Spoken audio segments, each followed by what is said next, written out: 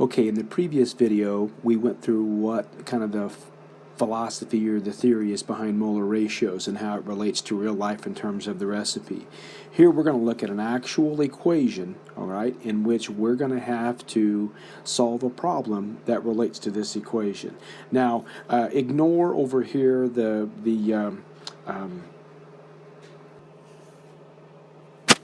squiggly lines that are right here, because those squiggly lines honestly came from my Microsoft Word document, and you know, it tried to spell check for me, so it wasn't very pleasant, but so ignore those rascals, okay? All right, so here we go. We're going to rock and roll with this.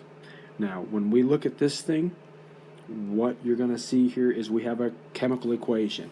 Many of you are going to look at that and say, hey, wait a minute, you've not followed the law of conservation of mass, and you are correct. So always inspect the equation to see if we have to balance it, and obviously we do.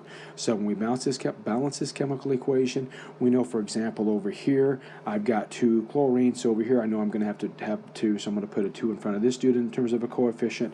Well, when I do that, that gives me 2 hydrogens. I know over here I've got 2 hydrogens, okay, and then 2 oxygens, so I'm going to have to probably go ahead and put a coefficient of 2 over here.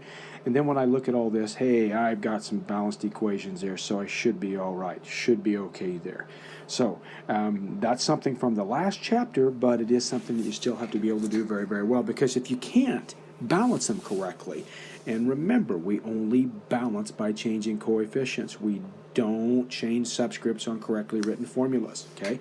If you can't balance them, you can't come up with the molar ratios. So when we look at these molar ratios here, basically what this tells us is for every 2 moles of HCl, I need 1 mole of calcium hydroxide. Oops. Okay. Also, for every 1 mole calcium hydroxide, okay, I can produce 1 mole of calcium chloride. Okay, so you can go all the way down the list. You could reference the 2 moles of HCl to the 2 moles of calcium chloride, 2 moles of HCl to the 2 moles of water, so on and so forth. Okay, I might have said 2 moles of calcium chloride. I meant to say 1 mole of calcium chloride, so hopefully you got that right as we went through this. Okay, so what does all this mean? Well, this allows us to solve a lot of really, really cool problems, and I'll put the 2 back up here in a second. Okay, all right. And those problems are going to be something like this. You'll be saying, okay, if given 3.6 moles of hydrochloric acid,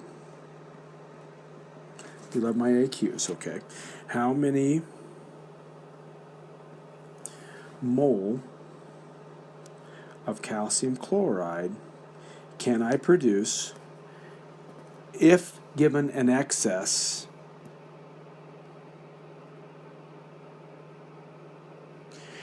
okay, and I'm going to not write that out because I don't want to waste the space, but if given an excess of the calcium hydroxide. Now that's real important as we talk about things a little bit later, because we want to have this excess of calcium hydroxide because we want the complete reaction of the hydrochloric acid, okay? So here's how we do this thing, the same thing that we always do. We always go from a given to an unknown, so we've got to identify those. Okay, our given here, in this particular case, 3.6 mole of hydrochloric acid, okay? That's a really ugly written mole, isn't it? Our unknown, in this particular case, is the number of mole of calcium chloride. Okay, so I always go from my given to my unknown for my basic equation or pathway. All right, from my given to my unknown. So I'm going to go from mole of HCl to mole of calcium chloride. Okay, and when I look at my equation, all right, I notice that I have, for every 2 moles of hydrochloric acid, okay, I can produce 1 mole of calcium chloride. It all relates to the coefficients there. All relates to the coefficients there. So for every 2 mole of HCl, I have a ratio of 1 mole of calcium chloride. So this becomes my conversion factor.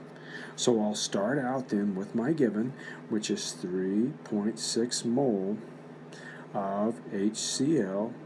All right, and I'm going to put down on the bottom my mole of HCl, and on the top my mole of calcium chloride, because that's where I want to go to, okay? And then I'm going to put my numbers from the reaction up here, from the correctly balanced chemical reaction. So I've got 1 mole, like I said, of the calcium chloride, and I've got 2 moles of the hydrochloric acid. So my number, my answer is going to be 1.8, that's an 8, mole of calcium chloride. And I'm following the correct number of sig figs, because remember I had 2 during the course of my problem, so I can have 2 in my answer.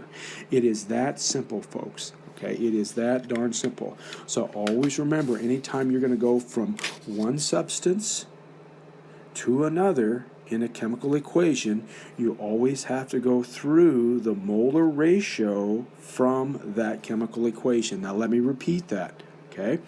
Anytime you go from one substance to the other in a chemical equation, you must always go through the molar ratio of that chemical equation. Piece of cake, guys. You got this.